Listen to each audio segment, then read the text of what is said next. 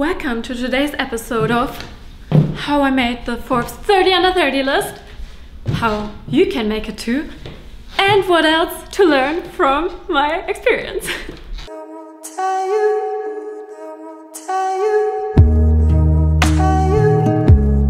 Today I'm going to tell you how I made the Forbes 30 under 30 Europe list. I told the story on my Instagram, but I'm going to tell it for YouTube in detail because it's such an emotional accomplishment for me. Not only because it's Forbes 30 under 30, but because it really means a lot to me. When I was studying, when I was in college, I remember in one class we learned about Forbes 30 under 30. I knew from the moment I heard about it first, I want to be on that list. And I was like, I'm gonna do this and that, and then I'm gonna make it. And then I was like, wait, you're Xenia, you have literally no funds to even start a company. You will be employed for like who knows how long. Like there's no way you can build something on your own, so never mind.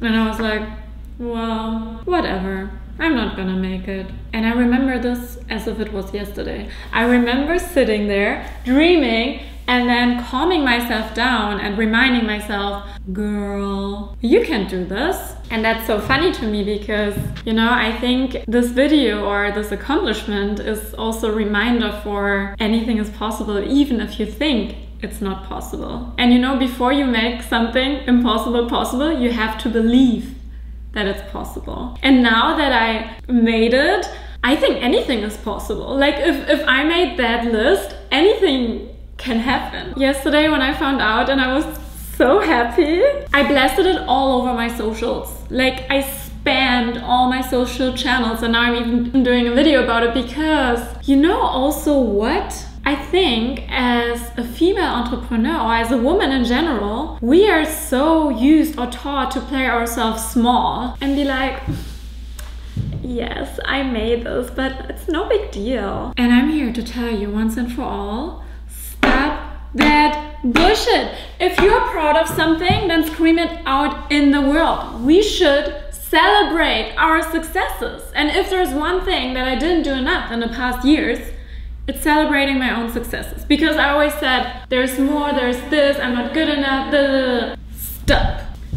Stop. The point of a dream is not to actually fulfill that dream and that's it. If you dream about a certain goal in life, it should be used as the fuel for anything you do. But in a way that even if you don't reach that goal, you will be okay. But on the way, you use that fuel to accomplish something great. And you know, I told myself, because I didn't know if I made the list or not, I told myself, even if I didn't make it, I gave everything and I'm proud that I did my best and I will be fine if I don't make the list. And I even wrote it in my application. I was like, even if I don't make the list, I will continue to go my way, build successful enterprises, and become a mentor for other young dreamers and doers in this world.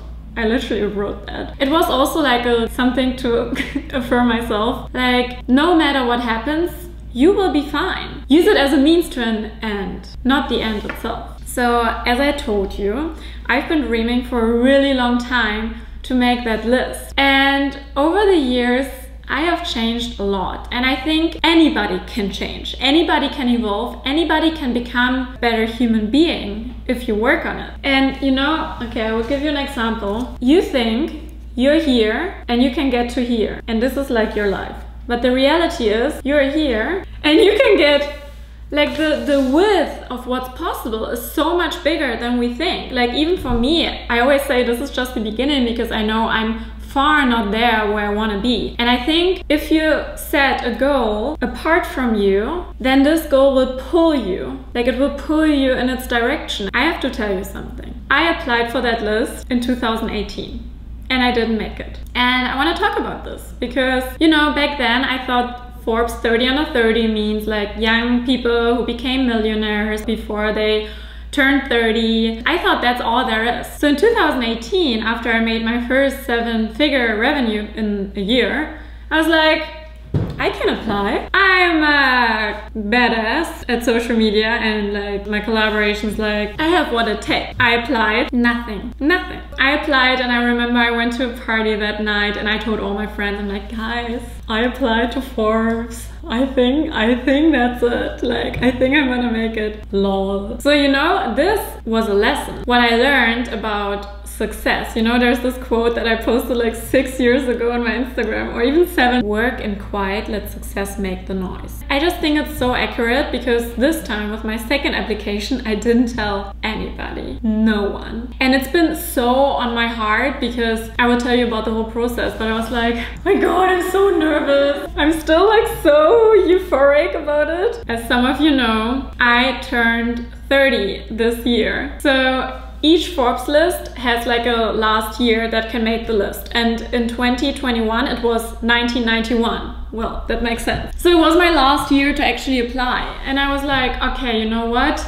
Now or never. I first had to find out when the applications could start. So a year ago, I was already like, okay, when is it starting? Like, I couldn't figure out when the application started, even when I Googled. So I actually researched who made the list and I found out that a friend of mine made the list. So I asked her. Because of COVID, everything was delayed because usually the application starts earlier and the winners or the nominees are announced earlier. So everything was delayed and everything was like unsure. I waited and waited. And then it was open in, I think, July. I was in Mykonos last year and I remember, you know, typing my application, and it's something that's so like in my heart that it didn't require thinking. It's just like the words just came out of me because the first time I applied for a superficial reason, which is money, like my revenue that I made. Now I really applied with my heart and the mission that Attire has, you know, my company, that I really want to make a change and that I believe that I will make a change. And that's why I pointed out in my application, no matter the result, I will go that way. I'm not saying that you should write this too. I'm just saying that no matter if you make the list or not, believe in yourself anyway. And then I sent my application and then nothing. And I was like, that's weird. Shouldn't you get like a confirmation email? Oh, I don't know, whatever. So then time went by and then I was like, when are they closing? Like, when is the application closing? And it closed in December, which was really late. And on the last day, like on December 3rd, I was like, it's kind of weird that I didn't get a confirmation email. Like, it's kind of weird, right? So I was like, maybe I should apply again. So I asked my friend, I'm like, do you think I should apply again, or do you think it will be like kind of spammy? And then she was like, no, don't apply again, like they will know of you, blah blah blah. And I was like, And the thing is, I didn't save my first application, so I had to rewrite everything again. But the good thing is, over these 6 months, I already did so much more for like Attire's mission. So my case was even more solid. So I was like, wrote the whole thing again. This time I saved it and I got a confirmation email. And I told my boyfriend, I'm like, oh my God, imagine the first time it actually didn't go through. Like 2 months later, I received an email from Forbes and they're like, congratulations, you made the second round. Hold up, second round? There's like another round? You know, I thought you just apply and that's it, but there was a second round. And that second round, my God, it was like so many questions, not just like financially related, like the whole company structure, but also like about your vision, about what's in your soul for what you want to achieve. It was such a long list, like so many questions that it took me like 3 days to really fill it out. You know, I really wanted to give my best. If it wouldn't work out, I knew I gave my best and that would give me peace. You know what I mean? Like, you don't want to make a half-assed application and then not make it and be like, oh, if I tried harder. You know, I wanted to try my hardest. I sent it and again, I was so scared. I'm like, I didn't get a confirmation email. So I emailed Forbes. I was like, hi guys, did you receive everything? And then they were like, yeah, we received. And I was like, oh my God, what if I missed a question? Like what? Like, I was so worried about it. I will tell you a little bit about the structure of Forbes. So there's Forbes. So Forbes licenses their brand. So there's also Forbes Germany, Forbes Italy, Forbes France, and like regional kind of Forbes. I knew I want to make the European list because that's for me, like in my perception, the most prestigious. And I knew I want that or nothing. Like I didn't even apply to the regional one. There are different categories.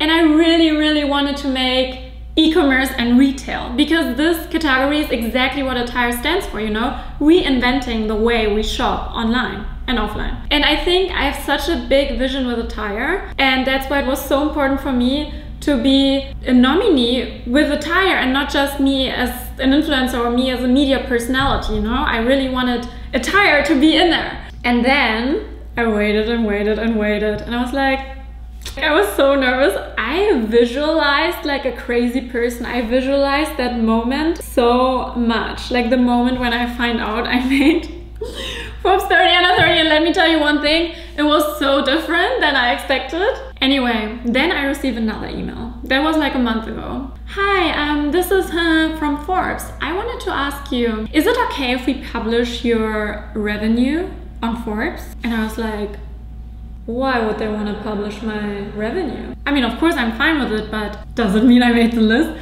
So I replied, hey, sure, it's okay. May I ask for what this is for? And he replied and was like, oh, just a general article that we're writing. And I was like, damn. So it's not for Forbes 30 under 30, okay, whatever. And then I waited and waited. I knew April 8th was the date. And you know, I got an email after I applied with my second application, and I was like, okay, if you are chosen, you will receive an email at 7 a.m. So you know, I knew I'm not gonna sleep before that. And I don't know why I come up with these ideas, but I thought, let's make my life harder and do a juice cleanse right before, because why not? So I did a 3-day juice fast from Monday to Wednesday, and I was laying in bed on Thursday and I was like, I'm starving. Nervousness and hungriness does not go together at all. I can be hungry, I can do a 5-day cleanse, I can do these things. But when you're nervous and you're hungry, impossible. So at 2 a.m. I was like, okay, that's it, like it's pointless. I just get up, I went to the kitchen, I had loads of bread with cheese, and I was like, I'm sure I can go back to sleep. And guess what? I couldn't. And then at 6:30, I slowly began to like actually get tired. So I was like, this is my chance. Like, I don't care if I don't wake up at 7. I'm so tired. I just want to sleep. I remember, okay, so I just passed out. I was like, oh, finally I'm dozing off. And then I remember Jürgen sent like, and I was thinking in my head, I was like, if he's not saying that I made it, I'm gonna kill him, because he just destroyed my sleep. So it was like, either he's telling me, oh, it's 7 a.m, we need to check, but don't come for me if I didn't make it. And I was like, Beeps, you made it. Beeps is like a nickname that we say, and he kept like hitting my shoulder. But I was so tired. I was just like, oh my God, amazing. But I'm so tired. I was so tired. I don't know. I couldn't even, I was like, oh my God, let me see. And then I saw it, and then, yeah, the rest is history. And then we called like my best friend who I told about the list like 3 years ago. And at 7 a.m. we called him. Oh my God, like it happened. And I screamed so loud, I think like it woke all my neighbors up. If you're watching this, I apologize. But the whole day was so delirious because I was just so tired. Like, it was a blur. Thank you for everybody who congratulated me. I think this is better than any birthday that I've ever had, because the amount of messages and love was just beyond. I really, and I wrote it in my journal, I said I never felt that proud. I never felt so satisfied with something that I've done. A few things that I want to tell you in case you want to apply for a list or you want to work on your dream. You know, you don't need to make that list to fulfill your dreams, but I just want to give you a few learnings that I got from this experience. You should know why you are applying. So the first time I applied, it was not for a sole reason. I always call it a sole reason. The second time I applied, it was with all my soul and heart. If you wanna reach something, always go in with all you have. Because if you do, then you should be fine with no matter the result. I told myself, if I make it, I will work twice as hard. And if I don't make it, I will also work twice as hard. So no matter the result, I gave everything and I'm continue going my way. If you do something that's very, very, very close to your heart, don't tell anybody. It takes the pressure away. Like the first time, you know, I remember I told my friends at a party and I was so excited. And I think in the very early stage, you should keep some things to yourself. That's just my personal experience. I know there's people who think differently, but some things are meant to be told and other things are meant to be for you. Know what you apply for. For example, like I mentioned before, I knew that I want to make the Forbes Europe list. You should know exactly what you want. And I knew exactly that I want the Europe list and nothing else. It really helps if you know exactly what you want. Because the first time I applied, I was like, yeah, whatever, like da-da-da-da-da. Back then, I just didn't care. I just wanted to make the list. And now I was like, no, I actually have a purpose. And I want this list to represent my purpose. Always believe in yourself. Because if you don't do it, nobody's gonna do it. And that's back to my, you know, my younger self that thought it's impossible. But you know, I think over the years I learned that the how is not important. The what is important. Like, what do you want to reach? Like, what is it? And then let the how take care of itself. Because if I had stress back then, like, oh my God, I need to do this, that, and that in order to reach my goal, I would have never, you know, started Instagram or made a career in Instagram. I would be so focused on that goal that I would have missed all the other ways. I guess you need to have a what and a why. Anyway, so I was here. And I wanted to get here. In my head, it would have been like this. But in reality, it looked like this. You get my point? It's never a straight street. And from my experience, if you're working for something, you always go 2 steps forward and 1 step back. Always. And you should never be demotivated because of that. Because it's normal, it's part of the journey. Like I said, this is just the beginning. It doesn't mean I am where I want to be or I accomplished with a tire what I wanted to accomplish. Of course, this is a huge ego boost, but it's not where I want to end up. So Jürgen just mentioned the why is important. And of course the why is important. Like you have to have a goal, which is your what. And then you have to have a strong why that explains why you want it. Is it for ego reasons? And to be honest, I think there's always ego involved. Even if you're like, let's say you devote your entire life to giving, but why do you do it? Because it makes you feel good, right? Like, yeah, you want to help others, but why do we want to help others?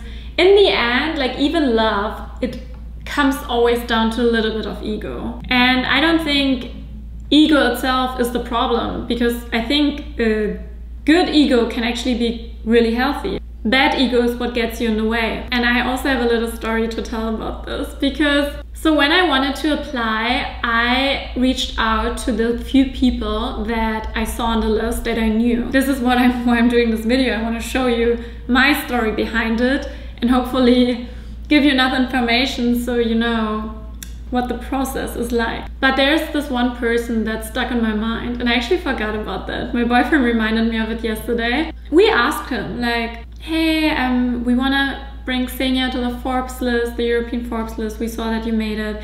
Can you give us some tips, or like, how did you make it? And he replied, hi, I don't understand. Why would Xenia get on the Forbes list? And I want to tell you something. The whole idea of Forbes is to have a community and to create community where there's people who help each other. I think the fact that I want to become a mentor one day is something that really drives me. And I think that's also a reason why I wanted to make the Forbes list. I want to help other people. But if you think you're above somebody, then you miss the entire point. My point is that if you want to be successful in life, I think it's so important to give. And my whole mindset is about abundance. I never thought that if somebody else succeeded, I would be threatened. Like, I never felt threatened. Not because I was more successful than other people. I know loads of people who are more successful than me, but I don't measure that way. I measure, where did I come from? What have I changed about myself in the past months or years? I only compete with myself, and I never feel like there's not enough for everybody. It's not true. There is enough for everybody, and everybody can find his or her place in this world. Every single person. My success has nothing to do with your success. I mean, hopefully it motivates you. But overall, you should never feel threatened by others. Even if you don't make the same thing as they did, there's a zillion other ways. And I think the problem that people have, they think success is like a very tiny street and that you have to fight to get to where you want to be. And I highly disagree. I think if you want to succeed in life and in business, you have to be a good person. And I know that there's a lot of bad people who got away with a lot of bad things, but that's in the past. Our world is changing and I see it. I see that in the future, many things will be different and people are not gonna get away with like bad behavior. And bad behavior, I mean, of course we all make mistakes, but I'm talking about, you know, playing women down or being racist or just feeling better than anybody else. And even though I made the Forbes list and I'm so fucking proud of it, I don't feel better than anybody else. Like, I don't feel like it puts me above people. It's the opposite. I feel now I have the responsibility to inspire more people and help more people and, you know, really spread the good word about what it's like to accomplish your goals. Oh, and just to give you some motivation, because I like to take classes and I took one class about entrepreneurship, and they actually published a graph where the most successful businesses in the world are built by 40-year-olds. Which I thought is so crazy, because I feel like through social media, you feel like everybody is like flourishing and has already accomplished so much at a young age. But in fact, if you look at the stats, it starts with 40 and like between 40 and 60 or something. I forgot the graph. I'm sorry, but I think no matter your age, you should never be demotivated. And even though Forbes 30 under 30 is for the young, because it's a list that shows young people who accomplished something at a young age, because the odds are rather unlikely. There's a zillion other lists. And of course, this is not just the only definition of success. I think even though I show you how much it means to me, I know that it's not the overall definition of success. For me, I'm successful when I'm a better human being and I work every single day on that. And sometimes even that is more than enough. Not sometimes, always. Let me know if you have any more questions. I would love to answer them. And whatever you want to reach, I'm here for you. Thank you for tuning in and see you soon for another episode of... Is that another episode of woof woof? Thank you for watching. Let me know if you have any comments, questions, whatever, what you want to see more of, and I hope to see you soon, and bisous!